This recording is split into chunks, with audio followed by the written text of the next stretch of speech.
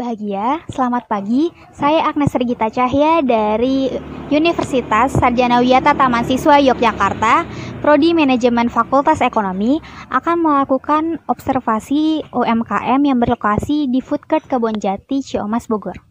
Berikut ini adalah kondisi warung GG ketika saya kunjungi beberapa waktu lalu. Selain lokasinya yang terletak di sebuah food court, letak dari warung Bu GG ini sangatlah strategis, yaitu di pinggir jalan, sehingga mudah ditangkap mata para pengunjung. Selain lokasinya yang strategis, menu-menu yang disajikan oleh warung GG ini sangatlah beragam. Salah satunya adalah pecel ayam. Kalian akan ditawarkan dengan harga yang murah, yang pastinya akan mengenyangkan perut kalian.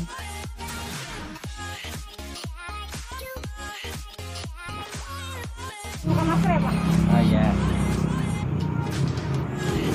Selamat siang, Pak. selamat siang. Boleh tahu namanya siapa? Nama Arifin. Oh, Bapak Arifin. Udah punya usaha ini kira-kira berapa lama ya, Pak? Kalau kita berdiri itu dari Februari, akhir Februari lah. Tahun ini. Tahun ini. Kira-kira sebelum mau usaha ini ada kepikiran usaha lain nggak? Nah, kalau ini kan sebenarnya saya tuh bekerja dan ini emang udah jadi usaha lain. Di mana nanti menjelang masa pensiun saya punya usaha lain gitu. Di sini kan jualan pecel lele gitu, pecel ayam gitu. Kira-kira apa lagi Pak yang dijual? Menu-menu apa? Menu-menu biasa kayak minuman pelengkap seperti teh manis, apa kopi, indomie rebus. Nah, tetap kita tersedia.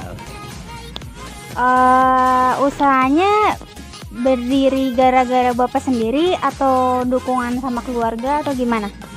Kalau usaha kita rembukan sama keluarga, maksudnya kita menginginkan untuk masa depan keluarga ini. Kalau sudah saya menjelang pensiun itu kita harus kayak saya lah, harus punya keaktifan gitu kan, tetap jadi tidak vakum. Terus kalau misalkan ngambil keputusan kayak misalkan harga-harganya, penentuan harga itu dirembukin juga atau Bapak sendiri yang mutusin? Kalau ini kan dirembukin, karena kita kan kalau nentuin harga biasa kita misalnya kita harga beli untuk modal kita berapa, terus kita rembukin sama keluarga, berarti kita mengeluarkan budget untuk dijual tuh berapa gitu. Tetap rembukan keluarga diutamakan. Terus ada kesulitan nggak, kayak kendala-kendala pas mau bangun usaha ini, kayak penentuan lokasinya, terus modalnya dari mana gitu-gitu? Kalau untuk kendala jelas ada lah ya, kayak lokasi kan kita mungkin selalu berpikir mungkin di jalan jalan raya, otomatis usaha akan bagus. Untuk dari segi biaya mungkin ya kita kesulitan, nanti mungkin kita ada pinjaman dari ada program pemerintah itu. Oke. Terus kalau misalkan pas bangun usaha ini kira-kira modal usahanya berapa? Kalau ini saya sih kemarin diancamnya masih 10 jutaan di luar tempat. Di luar tempat. Apalagi ya? Oh nih, terus kalau misalkan dalam proses usaha kayak misalkan pembagian keuangan, terus produksinya, itu pembagiannya Bapak yang mutusin atau misalkan rembukan juga?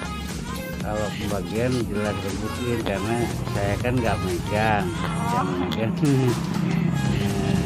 rumah tangga, jadi tetap kita atur dari bon-bon yang keluar dihitung, itu baru bisa diprediksi lah. Oke, oke. Terus harga yang dijual di usaha ini kira-kira dari kisaran berapa sampai berapa, Pak? Kalau dari kisaran ya ada dari 5.000 sampai 20.000, tergantung Paling menu. mahal 20.000. 20.000 tergantung menu yang disajikan. Untuk harga segitu bisa dibilang murah atau terjangkau ya, Pak? Kenapa nggak ngambil maksudnya harga yang lebih tinggi gitu? Pasti untungnya lebih gede juga kan?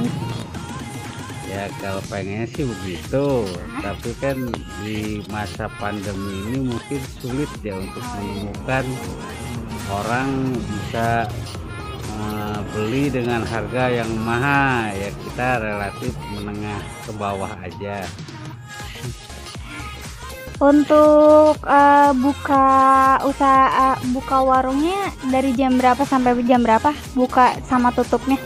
Kalau buka kita mungkin standby siap saji sekitar jam 10. Kalau tutup mungkin sekitar 19.30. 19.30 malam. 8. Oh, setengah 8 malam. Kalau misalkan ada pemesanan untuk usaha ini, misalkan mau pesan pecel ayam atau pecel goreng, itu bisa hubungin ke siapa ya, Pak? Kalau untuk pemesanan kita kebetulan kerjasama dengan Gojek dan GrabFood, jadi bisa lewat situ atau ke WA yang tersedia di banner. Boleh tahu nama usahanya apa? Nama usaha di GrabFoodnya? Nama GrabFoodnya Sotomi Warung GG. Sotomi Warung GG. Oke. Nah, kan sekarang lagi pandemi nih, Pak. Kira-kira ada nggak sih kayak dampak-dampak yang benar-benar kena banget, misalkan dari segi ekonominya atau penjualannya menurun gitu? Kalau untuk sekarang benar-benar karena ini krisis dunia ya, udah bukan nasional lagi pandemi ini. Saya lihat sih dari pemesanan Gojek juga berkurang, lebih-lebih yang datang ke warung ya. Memang berkurang banget gitu terasa. Terus kalau misalkan nanti harapannya, kalau misalkan usahanya udah gede, kira-kira mau buat cabang kah atau mau buat usaha lain kah? Kalau kita berharap sih mungkin ke depan kalau emang sudah usaha maju dengan brand market yang sudah kita rintis, ya kita akan buka cabang dengan sesuai dengan dari awal, tidak membuka cabang-cabang nama-nama lain. Oh ya, Pak, terakhir nih, kenapa sih milih tempat di sini? Milih tempat di sini karena lokasi di pinggir jalan raya, terus ya relatif mungkin ke depan bisa prospeknya lebih bagus gitu lah, biasa. Oke, makasih ya Pak. Pak Arifin ya? Iya. Makasih Pak. Sama-sama.